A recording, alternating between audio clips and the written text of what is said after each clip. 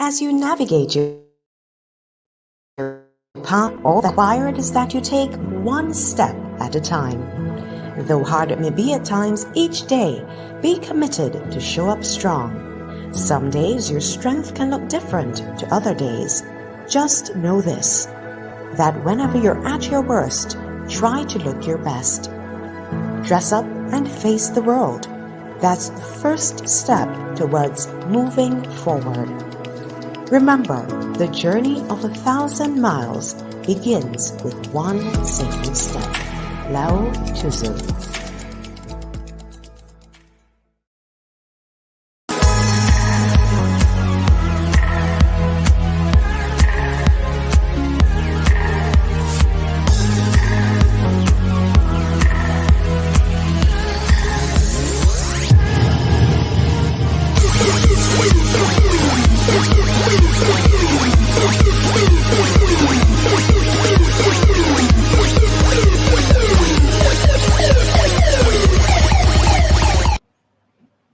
Hello, everyone, and welcome again to another episode of the One Step podcast and talk show. I'm Dr. Jozelle Miller here in lovely St. Vincent and the Grenadines. Please take the time to call your friends and family and let's sit down and listen to this very exciting and intriguing interview. If you're new to this platform is basically about sharing our trials, our triumphs, talking about how we overcame some difficult situations. And it is to understand that regardless of what your situations may be, all you need to do is to take one step towards progress, one step towards healing, one step toward being the best version of yourself. We're going to pause now for a word from our sponsors.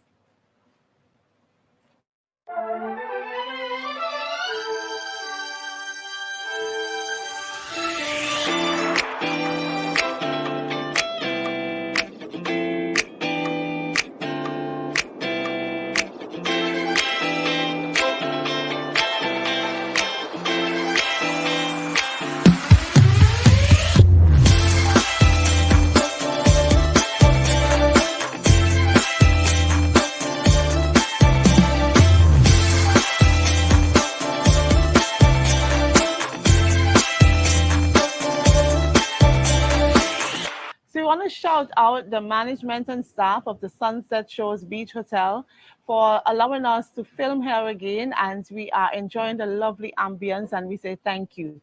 Today, our special guest is no stranger to the Vincentian population, and he is usually the man behind the camera, but today he's going to be in front of the camera.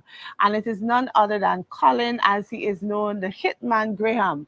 He is a radio personality. He is an advocate, an influencer. He is the man behind C3 Productions, and we are happy to have him today on the One Step podcast. Welcome. Welcome. Thank you very much, Dr. Miller. It's a pleasure being here. I'm a little strange being in front of the camera, but it's still good to be here. Oh, very good. So now you know the nerves that persons usually have when they're in front of the camera. Mm-hmm. So you have a very interesting life story thus far. And in recent times, you would have realized that you made a stand towards making some significant changes. And you would have made some social media posts about one accepting Christ as your Lord and Savior. But you also said that you were willing now to share your story so that you can be a positive influence to others who may have been experiencing similar things. And I am thankful that you're willing. So we're going to start by asking you to tell us a bit more about who is Colin Graham. Where do I even start? Well, Colin Graham. It's always funny that when people ask you to say exactly who you are, yeah, it's difficult. It's difficult. So I really don't know where to start. I mean, but I started off like every other, young Vincentian, any young boy growing up in a home, mother, father, my older brother. I'm actually the last of 13 siblings for my father. 13? 13. Wow. Yeah. Okay. Funny enough, he was married 3 times. My mother was his third marriage, and I'm the last of 13 children as a result of those 3 marriages.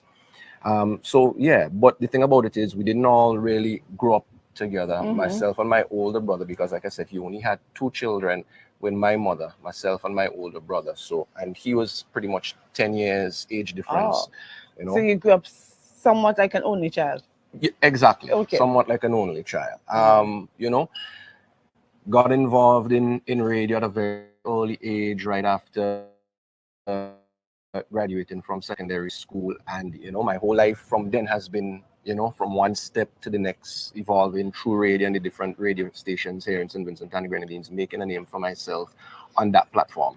Was it always your goal to be a radio personality? Was that something that you actually planned, or was that something that you just happened upon?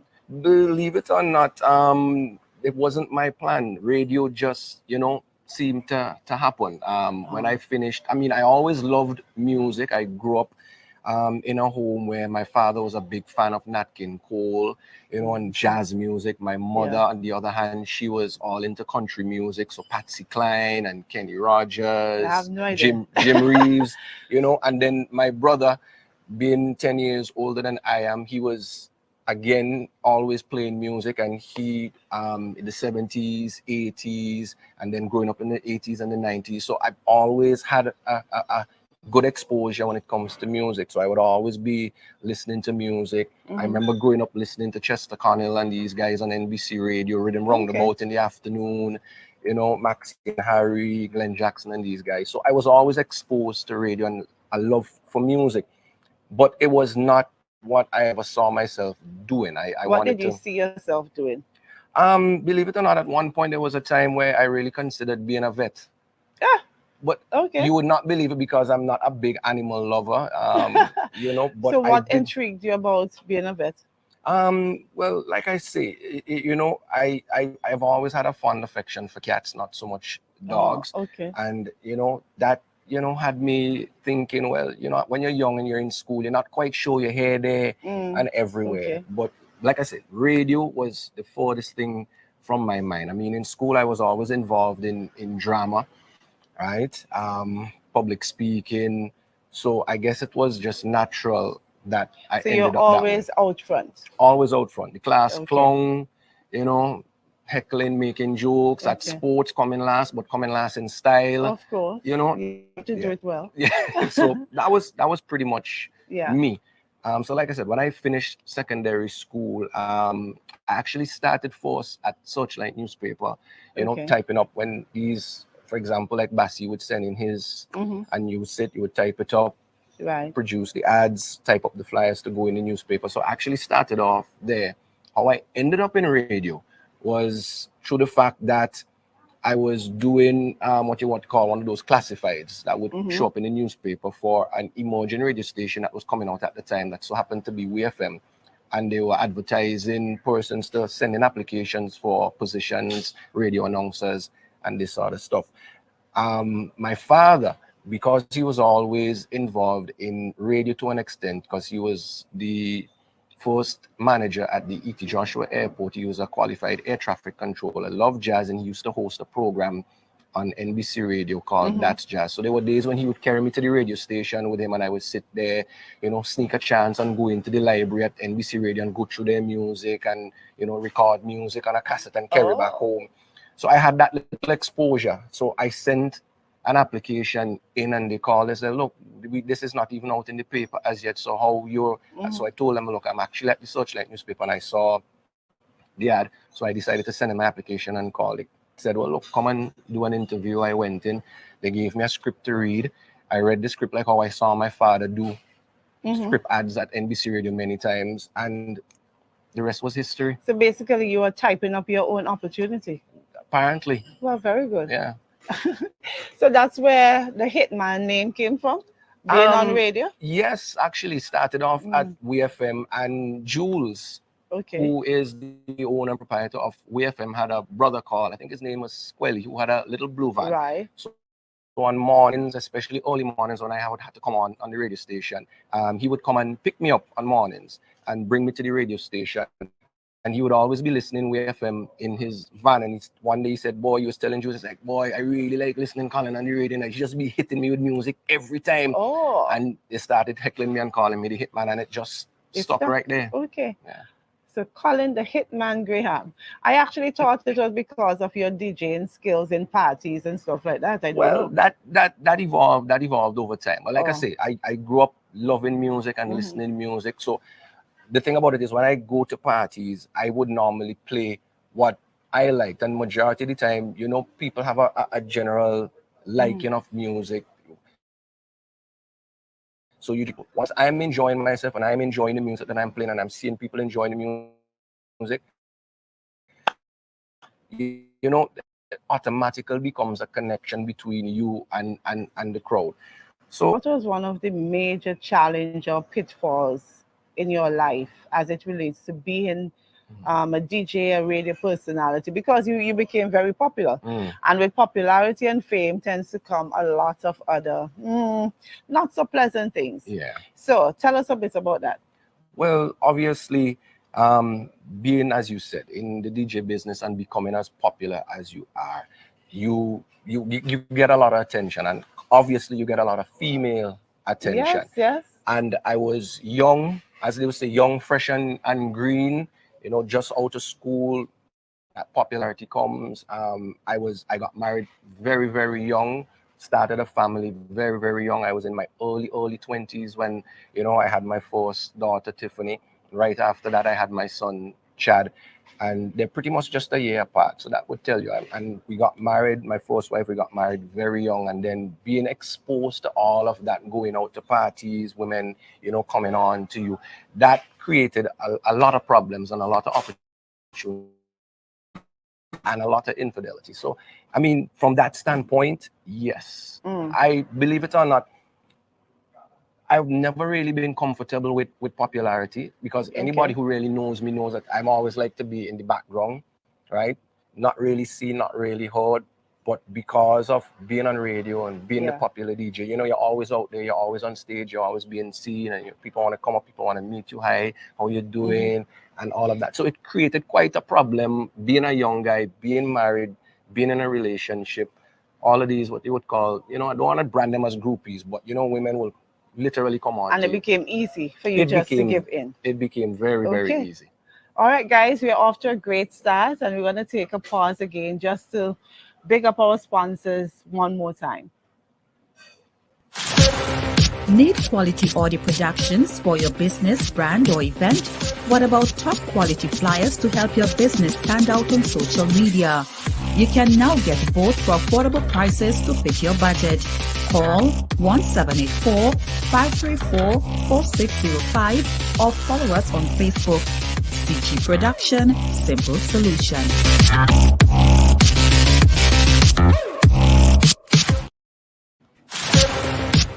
Colin, the Hitman Graham, he wants to get rid of the Hitman, but nonetheless, that's what he has been known for many years.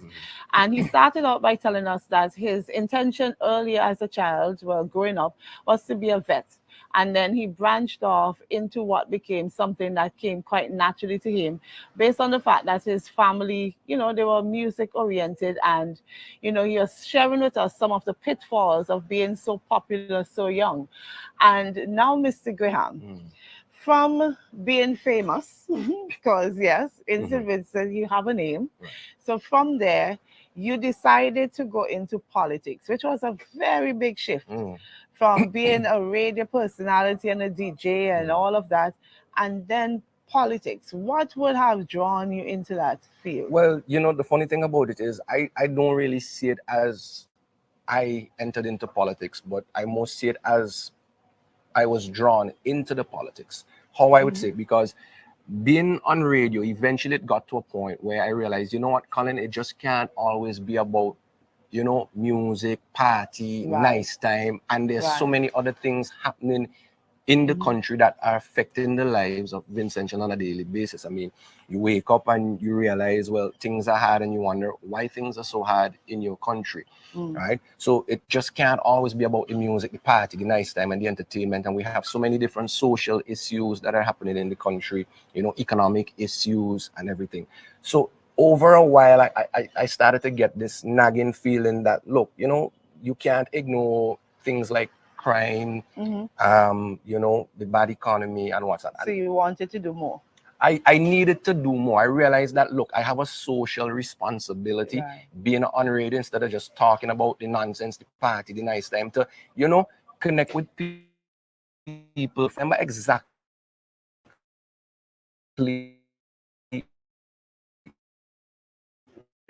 was there was this murder that happened, murdered on the leeward side of the island, decapitated, head severed, and whatnot. And I don't know why that particular incident affected me the way in which it did, but it did on such a deep level Yeah.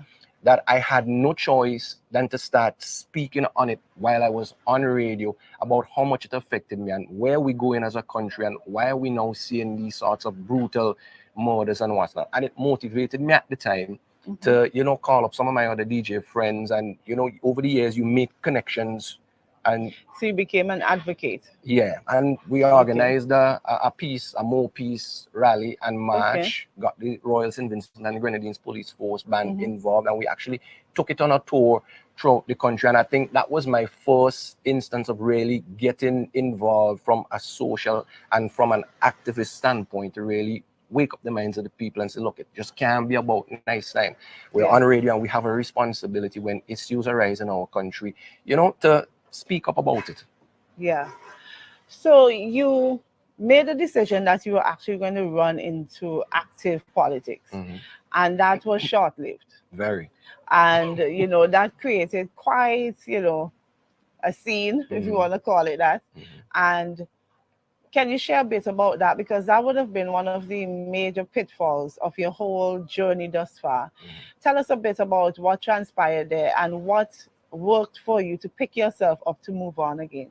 Well, like I said, because of all the experiences that I had in my past from relationships, and the funny thing about it is all of these relationships had its impact on me in different ways. For persons who know, I did mention earlier that I was married, but I was married twice. The infidelity, you know, that was in the first marriage, and when I say infidelity, I mean especially on my part, right? Because I was young, popular DJ, you know, exploring all, as I So said. I like the fact that you take ownership for whatever you would have done. Yeah. Because sometimes we point fingers easier towards other persons. So kudos for that. I mean, with no hesitation at all. My first wife, we're still great friends to this day. We started off in drama together. We're good friends. We've always been good friends, but we realized that, look, as husband and wife, it's not. It didn't work. Yeah, it didn't work. And I mean, I was very unfaithful. While she was a great wife and a great provider, I was the one who was unfaithful in that marriage. In my second marriage, they say, well, look, lessons not learned in your first, you'll learn in the second time around. Hopefully. So the second time around, I really got a full understanding of what, you know, my first wife was feeling and experiencing in our marriage. Again, I take full responsibility for a lot of the things that happened and transpired in my second marriage. But what happened in my second marriage was really, what you say, a dose of your own medicine in life. A reality check is like, you know, this is what it feels like to put somebody through this. So we move forward now to me getting involved in the politics, being involved in another relationship, and things going in a completely different direction. Yeah. I was went sideways. Yeah, Let's call it I was so blind. But there were so many different factors involved in that relationship that I didn't see at the time. And I mean, not just your typical regular red flags that you would see in a relationship that would warn you to say, well, look, maybe this is not a good idea. There was a lot of other underlying things, including the politics that was going on, I was completely unaware about, that never revealed itself until after the fact. But it happened the way in which it happened. And I say, there's always your side, my side, and the truth. And I'm going to use this word because it was used not too long after my situation. Sometimes you have to hold a dignified silence. So there was a lot about what really transpired on my side of the fence that I really didn't say, and I choose not to say. And I say, well, you know what? people are gonna have their own perception, Yeah. right? So, and they're going to judge regardless of what they hear and what the truth is. And there is no amount of explanation that you can put to it that is going to change certain people's minds about anything. But you know who you are, you know what you stand for, you know what was right and what was wrong and where things went wrong. So I gave my side of the explanation as I could, and I left it there, and I said, look, at the end of the day, from a political impact on the political organization, the NDP that I was involved in, and there were talks within, and I said, look, if this is going to cast a dark shadow over the NDP and what the NDP stands for and what it is all about, right, I am willing to take a step back. And not only that, I am willing to step back because I feel it is the right thing for me to do as well, right? Yeah. Because there's some things that I had to learn, that I needed to learn from that experience. And I am thankful that it happened the way it did, because sometimes we don't see the divine, right, reason behind something until long after it happens. You sit back and Well, you say, yeah. oh, you know what? Hindsight is the best vision, right? But even at that moment, what was the most difficult thing for you? Because Ooh. you were labeled, and for some persons who may be watching from other parts of the world and they're not aware exactly as to what transpired. At that time, and you can correct me if I'm wrong, there was an altercation that led to you being picked up by the police, I think it was. And it was concluded or suggested that you would have hit your partner. And because of that, person's branded you as a woman beater and other things.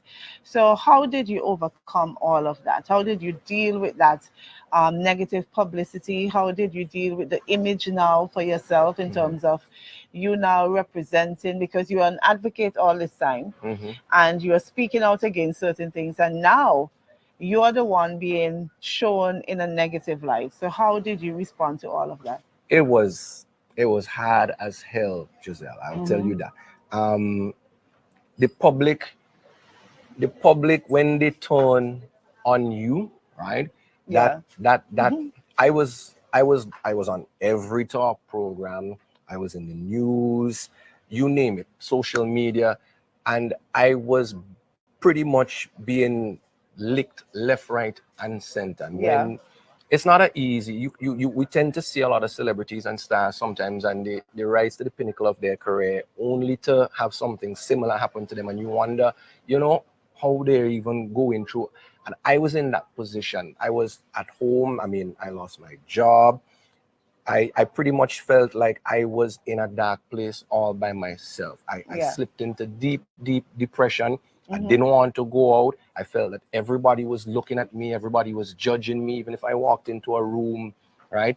And the looks, I would just feel like everybody is thinking, oh, look at So him. you internalized a lot. Everything. And sometimes you may internalize things that were not even said or assumed. Yeah, I mean, you put on the radio and you're hearing people saying all of these, nasty things about you, and you know to yourself what the facts are, but you feel that there's absolutely nothing you can say that can change people's perception on this. You go on social media, and social media people can be so mean on social media. And the interesting thing there is that the same persons who celebrated you may have been the same ones who also tried now to put that that blow to the back as well. Yeah. And it was difficult. Yeah. It's the hardest thing that I've ever had to go through in my entire life. So what were the steps you took to get back on your feet? Well, again, the first thing, surprisingly enough, my first wife, she was the one who called me, and she said, look, Colin, you need to talk to somebody, right? And surprisingly enough, the person that she suggested that I talk to was you. I was hesitant at the time, but I did initially, make that phone call, not knowing who Dr. Miller was, and I felt, pretty much uncomfortable. I mean, how do I sit down with a total stranger and bare my entire soul to this individual? So I was hesitant about that, because we have this perception as like, I don't need any counseling. I don't need to sit And down and mental talk to health is anybody. always something people look at from a negative standpoint. Exactly. So I'm glad that you took that first step or that second step, having listened to your first wife. So then what happened when you came to therapy? It was challenging. Yes. It was very challenging. And folks, for those of you who are watching, no, it's the first. It's not easy sitting down. Dr. Miller would tell you it was hard and it was emotional. I was ashamed that I broke down in tears in front of you, but I felt it just needed to happen because there was so much going on inside and I had absolutely no avenue. I felt like there was no one I could talk to who wouldn't judge me, right? And willing to hear my side of the story and everything. And it was such a release for me. And it felt good. And the steps that came after. And I mean, I give you a lot of credit, and I don't think you get half as much the credit that you really deserve. You took your time, you walked me through it. You said, "Look, Colin, you need to just shut everything out. Come off the social media, turn off the radio, don't look at the news. Channel your energy into something positive. Be creative. Find what you like. Dive into that and put your energies into that." And I will admit this now. That was part of the reason and the evolution right there, the seed that was planted that created CG production to this day. Oh, wow. Well, there you go. Very good, because the thing is, out of trials, out of the hardships, comes some of the best opportunities and the transitions that we have to make in our lives. And transitioning is so important because transition is not just about a change that happens overnight. It's work. It's the process of healing, is a process of self-discovery. And I must commend you for putting in that effort. And, as they say, you have to go through it. You can't just simply pretend it didn't happen. So you have done the therapy, you have gotten the healing. Was there anything that you felt you had to give up or surrender, or any changes that you had to make in terms of probably seeking forgiveness or anything like that? Yeah. And I have tried. I know that there were a lot of persons that over the years, me being involved with and what's not, that things would have been said, things would have been done. We try to look to get that closure. Unfortunately, there are one or two instances where there has not been that closure, there have not been that forgiveness. But forgiveness starts with you. You have to first learn to forgive yourself for everything, because you can't forgive anybody else if you first can't learn to forgive yourself. So that's one of the hardest things that I had to do. And I mean, through that whole process, I call it my season of shedding. Okay. And that's important. Just like any tree, you have to learn to prune. You have to learn to shed some limbs so that you can grow stronger and blossom and have a new bloom. So I had to do that, and through that process, I really got to see who were my real friends, who are my true family, and everything. So I was thankful for that. But it was difficult because you end up losing some persons who you really had close in your corner, that you really thought was there for you. But you have to learn to accept that. You have to learn to let go. There was always this nagging feeling, oh, okay, Colin, there is another step that you need to take. This feeling inside that you're supposed to be doing more. You're not living your true potential, right? You're speaking, but you're really not speaking with the power that has been given to you to speak power and to speak influence and to speak change, not only into your lives, but to somebody else's lives. And that nagging feeling took me closer and closer. And with your encouragement to go back out to church, to try seek a closer relationship with our Father and our Creator, the Most High. And that step was being done on a regular basis. Eventually it got to the point where, and we've had this conversation many times, where I told you, look, there's this feeling that I need to do more. I need to do more. I remember that. But before we get into that transition and that this stage of your life that you're now in, let us pause another time just to big up the sponsors. But I want to remind persons that it's also interactive. If you have any questions, any thoughts, any you know, if you want to give compliments or you want to big up Colin on his journey thus far, please feel free to write it. We, you know, put the comments on our YouTube channel, the Value Experience, as well as the Facebook page. Just make it interactive and we will also interact with you as well. So let's break now for our sponsors. Don't go anywhere. We'll be right back.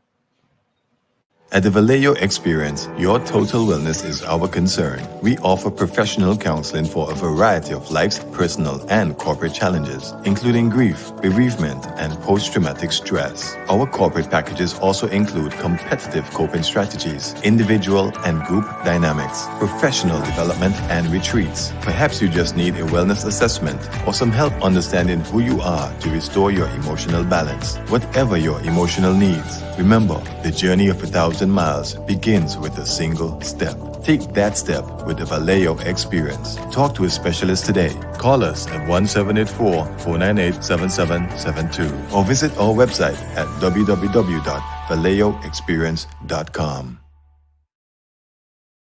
Hi, and we are back with Colin Graham, no longer the hitman, but the influencer, the one who is now charting a new course, making sure that whatever he's doing is purposeful and also influencing lives, men, encouraging them that, you know, you can overcome your challenges and be the best version of yourself.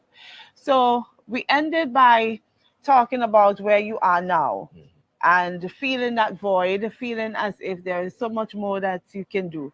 And you would have leaned towards the spiritual side, the spiritual support, and given your life over to the Lord. We saw that big post, and a lot of persons, I think when I checked on Facebook, you had, we'll say it went viral, right? Because you had hundreds and hundreds of comments and persons saying congratulations and encouraging you. And one of the things you said prior was that you felt alone. And so often we feel alone, not knowing that there are so many other persons could be cheering us on from the sidelines, in the background. And when you made that step, that should have demonstrated to you that there were more for you than possibly those against you. It was extremely, you know, it was extremely overwhelming. Hell, I'm getting all choked up even about speaking about it now. I mean, it was really emotional, but it felt good. Yeah. It felt right. It felt like it was, you know, it was long overdue. There were instances where, you know, persons would have come to me in my past. You know, sometimes God sends his messengers to bring us a little warning or bring us a little message. But like Pharaoh, we tend to harden our heart. And, you know, I've had those instances before, and I look back and I say, wow, you know what? There have been many times when this clearly was the direction that he needed me to go, but I wasn't paying attention. I wasn't paying heed to the message. And I felt like, okay, you know, the time is now right. Yeah, the time is now right. And I did it. And I was really taken back by the overwhelming support of, again, you know, my very close family members. I had all my kids were there with me, you know, all the persons who were important in my life was there. I mean, you were there cheering me on every step of the way, like the real cheerleader that you are. And now my church family, you know, my church family now, they've been a support every now and again, you know, I would hear from them. And I'm thankful. I am grateful for this new step, and I am so excited now as to how things are going to unfold in my life now going forward. Right. So one of the things that, you know, persons tend to feel that people only gravitate to God when the chips are down, they're back against the wall. But when they pick back up and they're on their feet again, you might find that they deviate. So, you know, when persons see some persons get baptized, they say, I give him 6 months, I give him 1 year. And you might have the skeptics out there. It is challenging. Yeah. It is challenging. It's a process. Because, like I said, I mean, I was all into it, you know, carnival, you know, fets, promotion, everything, the women. So walking away from all of that, it's not gonna be, every step is not going to be perfect, right? Yeah. But at least now you have the grace, and you have that closer connection and that closer, you know, connection with Christ, that Holy Spirit that convicts you every step of the way, right? It's like, Colin, you know what you're doing, you shouldn't be doing, you know, and it brings you back, right? Obviously people are still going to judge you. Look, for example, if I decide, look, I want to go in tongue a day and just, stand up at a function as a bystander, people will say, well, what he doing there, he ain't supposed to be doing there, he's a Christian. But No, that helps to keep you accountable. exactly. Right. Right. So if there are different things in life that will keep you, and constant prayer, and like I said, that Holy Spirit that is now with you, that is going to be that guiding angel that's going to convict you every step of the way, is what is needed. Sounds good. I'm very proud of you and all of the strides you've made. One of the things, we always have the challenge of having men open up like you have done.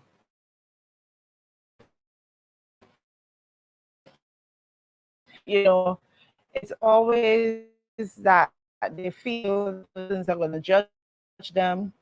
If you were now in a position where you have a platform to speak with as many men who may be going through some of the similar things you went through, or whatever the case is, and you had a chance to speak with them, what would be some of the tips you will give them now to help them move forward from where they might be? Well, first and foremost, I would say, been there, done that. Bought the t-shirt, everything, the whole works. Yeah. So I am not going to say that, look, I know it all, or neither am I a professional in this field, but experience has taught me so much. and that's the best teacher. And that's the best, that's the best teacher. I'll give you an example. I mean, it was not easy opening up, because persons who know me know that even though I'm always out there seemingly on the podium, on the platforms, on the radio station, that they would think that, I'm this outgoing type person. But those who really know me well know that I'm very reserved, I'm very private, right? So it took a lot to, as they say, bare all my skeletons, right? To open the closet and say, look, this is it. But because I was always in the public limelight, right? My personal life was never personal. Right. It has always been a public debate. People would say, So I said, so what? Everything is already out there already. The good, the bad, the ugly. So why not just, maybe help to fill in some of the details, fill in some of the clarify some things. And at the end of the day, show persons, especially as you say, men, that look, no matter how bad things may be or have gotten in your life, right?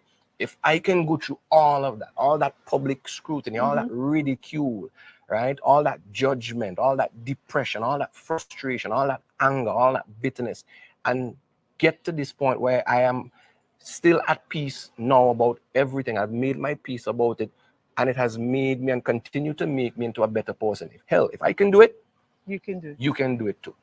Strange enough, I had two occasions. One, I was at a rally in Sign Hill and have no idea who this young gentleman was. Came over to me and said, boy, Colin, I've been seeing your post, and he made reference to one post that I made in particular. And he said, Colin, when I read it, it was like he was just talking to me and about me with my situation and what I'm presently in and what I'm going through. And he's actually right now struggling and going through a divorce, and he said my post gave him some encouragement and gave him some motivation. He said, look, I want to get through this too as well, and I hope that when I eventually get through this as well, I could be like you and share my story with somebody else, right? And help them get through this. And I said, I bounce him and I say, yo, that's the mission, that's the goal, each one help one, and together we'll all be able to get through life together. There's another instance where a guy met me on the right in front of Flo on the promenade, and a similar experience again, and it took me back, and I said, look, well, God, maybe you really have me on the right track that I need to be on now. My voice, my influence, my experience, let my trials and my tribulations be an inspiration to somebody else now, that, Colin, if you can get through it, then they can get through it too as well. So all I have to say to the men out there is like, look, no matter what you're going through, no matter what you're dealing, put God first, put your trust in God, find somebody. If you feel like you need to talk to somebody, look, I would suggest Dr. Jozelle Miller, get the counseling. It's okay to open up and to talk to somebody, seek that help, get that help, whether it's a professional or maybe a close friend or whatever. But even if it's a close friend, be careful, because some of those same close friends could be the ones that push you deeper down into that hole. But talk about it. Get the help that you need. Go to your knees, talk to God, find a church, and eventually you will get there. Yeah, eventually you will get there. You will get there. And it takes one single step at a time. Now, the thing is, I think the fear of the unknown that persons feel like Mm-hmm. if I give up all that I'm accustomed to Mm-hmm. now, then I don't know what tomorrow is going to bring. But you have started CG Productions. Mm-hmm. And I know at the start it was not the easiest thing to do, but you kept at it, you're consistent, and now you're making some strides. Mm-hmm. What is next for you in that regard? Do you have any bigger plans down the pipeline? Where are you headed?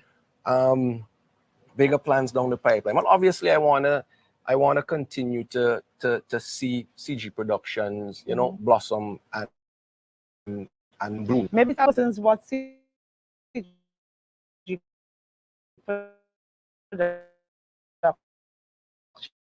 is about. What Sure. do you Well, offer? just what they're seeing right here, I mean, G Productions, and we work along with other because I can't take all and specs. We've been working in close collaboration with one another to provide these podcasts, all the graphics, all the ads, whatever sort of promotional materials that you need to help your small business or any business for that matter grow. CG Production is all about the social media marketing, providing that platform to give your business, the added attention that it edge. needs, the edge Yeah. that it needs to step out and to stand out in the social media market that there is now. So whatever, from promotional videos to flyers to podcasts, I mean, we're doing it. And we're hoping to continue to evolve where we could come a full-fledged, marketing campaign agency for whatever you need to do for your business, creative ventures or whatever. Okay. Do you want to give them your contact information? Sure. Persons can reach out to me on social media. I'm easy to find, Colin Graham, or you can find my social media page, CG Production. It's on Facebook too as well. For those of you, you can reach out to me on my personal cell number. It's 491-0868. And always on social media as well, Instagram as well as TikTok, Colin Graham. Easy to find. Can't miss it. So I think we have to rebrand, from Colin the hitman to probably Colin the voice. Graham. But we want to say thank you so very much for being our guest It was a today. pleasure. It was definitely inspirational, and I'm pretty sure that there are going to be many persons who would have been inspired by your story and understanding that, yes, there are times you're going to fall down. There are times you're going to mess up, but accountability goes a long way. Taking ownership and not just simply staying in one spot, but deciding to do something different and to do it better. And that is what One Step is about. The journey of 1,000 miles begins with one single step. Lao Tzu. And that is our major encouragement and our mantra to anyone.